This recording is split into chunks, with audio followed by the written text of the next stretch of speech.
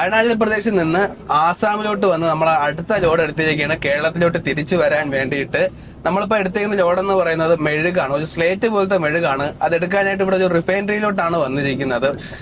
നമ്മൾ ലോഡ് കയറ്റാനായിട്ട് അകത്തോട്ട് കയറിയത് പകൽ ഒരു 10 മണി കഴിഞ്ഞിട്ടാണ്. നമ്മൾ ലോഡ് എടുത്ത് തിരിച്ചിറങ്ങിയത് രാത്രി ഒരു 11 മണി ആ സമയത്താണ്. ഏകദേശം 12 മണിക്കൂർ കൂടുതൽ സമയം എടുത്തു ഈ ഒരു ലോഡ് അകത്ത് പോയി എടുത്തിട്ട് തിരിച്ചു വരാനായിട്ട്.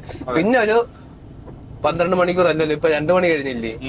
അപ്പോ 14 മണിക്കൂർ എടുത്തു അതിന്റെ ബില്ല് കിട്ടാനായിട്ട്. മൊത്തം ഏകദേശം 1.5 ദിവസം നമ്മൾ ഇവിടെ തന്നെയായിരുന്നു, ലോഡിങ് കാര്യങ്ങളൊക്കെ ആയിട്ട്. അങ്ങനെ നമ്മൾ തിരിച്ച് എന്തായാലും ഇറങ്ങി അവസാനം മെഴുകിന് എനിക്ക് സത്യത്തിൽ കാണാൻ പറ്റിയിട്ടില്ല, ഇതിന്റെ ലോഡ് എന്താണെന്ന് കാണാൻ പറ്റിയില്ല. കാരണം അകത്ത് കയറുമ്പോഴും നമ്മളില്ല, പുറത്ത് ഇറങ്ങുമ്പോഴും ഫുള്ള് ലോക്ക് ചെയ്ത്, അതായത് നമ്മളെ പായൊക്കെ ഇട്ട് മൂടി കെട്ടിയാ വന്നത്. എന്തായാലും ഇറക്കുന്ന സമയത്തെങ്കിൽ നമുക്കിത് കാണാം.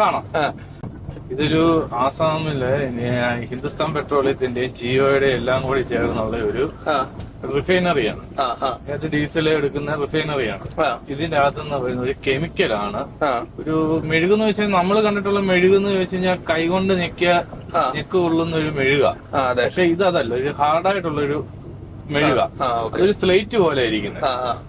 ആ സ്ലേറ്റ് എന്ന് വെച്ചാൽ ഒരു പീസ് എന്ന് പറയുമ്പോ, ഒരു ബോക്സ് എന്ന് പറയുമ്പോ 6 എണ്ണേ ഉള്ളൂ. 20 കിലോയാണ് ഒരു ബോക്സ് 6 കാരണേ ഉള്ളൂ. പക്ഷെ ഉയരത്തിൽ നിന്ന് താഴെ വീണാ പൊടിഞ്ഞു പോവും.